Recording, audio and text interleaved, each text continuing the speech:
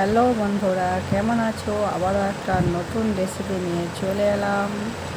Soybean বড়ি আলু কেমনভাবে রান্না করছি তোমরা দেখবে। সবাই পাশে থাকবে, বেল আইকনটা প্রেস করে দেবেন। নতুন হলে তোমরা সবাই সাবস্ক্রাইব করে দেবেন। কেউ ভিডিওটা কেটে দেখবে না, সবাই কেটে দেখবে ভিডিওটা। আশা করি তোমাদের সবারই ভালো লাগবে। সয়াবিনটা দেখো তেলে ভেজে নিচ্ছি, ভালো করে ভাজা হয়ে গেছে।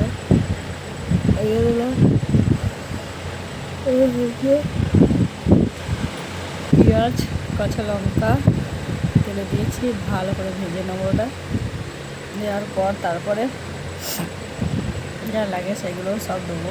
দেখো তোমরা, ভাজা হচ্ছে আস্তে আস্তে।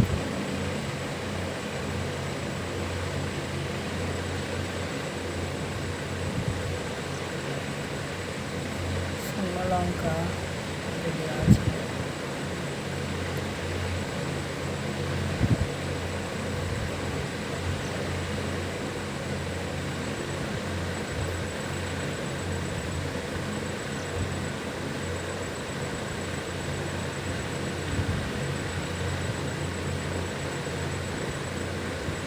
আদা আদা রসুন বাটা 1 চামচ, এটা ভালো করে নেড়ে নেবো। হয়ে এসেছে। এরপর লঙ্কা, হলুদ, জিরে গুঁড়ো সব দিচ্ছি। আরও ভালো করে মশলাটা কড়া করে নেব, পাকিয়ে নেব। নুন দিয়ে দিলাম,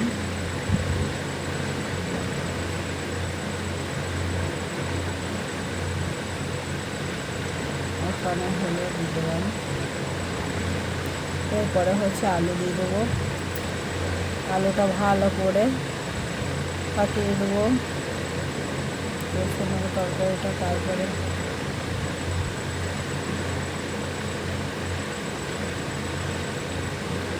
দেওয়া হয়ে গেছে।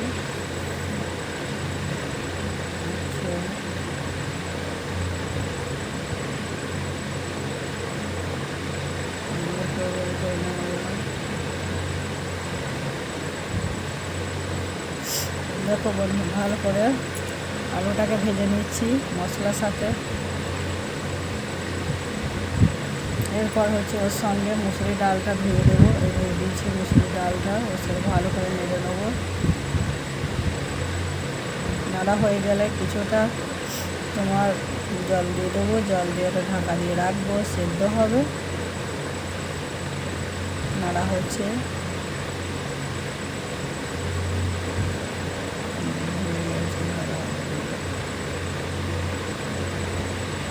জল দিয়ে দিলাম।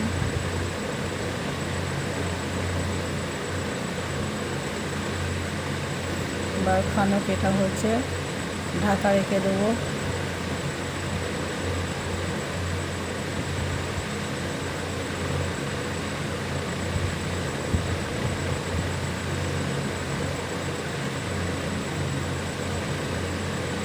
ঢাকা থাকলো, দেখলাম এটা আবার হালকা সেদ্ধ হয়েছে, এখনও হবে। আবারও ঢাকা দিয়ে দেবো। সয়াবিনটার সাথে দিয়ে দিলাম। দেখো, ভিডিওটা কেউ স্কিপ করে দেখবে না, সবাই দেখবে গো। আর বেল আইকনটা প্রেস করে দেবে এরকম ভালো ভালো ভিডিও পেতে। আমার চ্যানেলটাকে সাবস্ক্রাইব করে দেবে। সুন্দর সুন্দর গ্রামের রেসিপি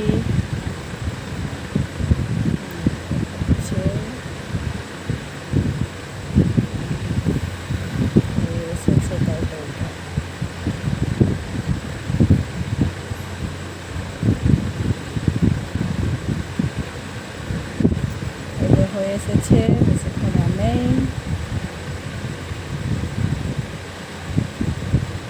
দেখো তরকারিটা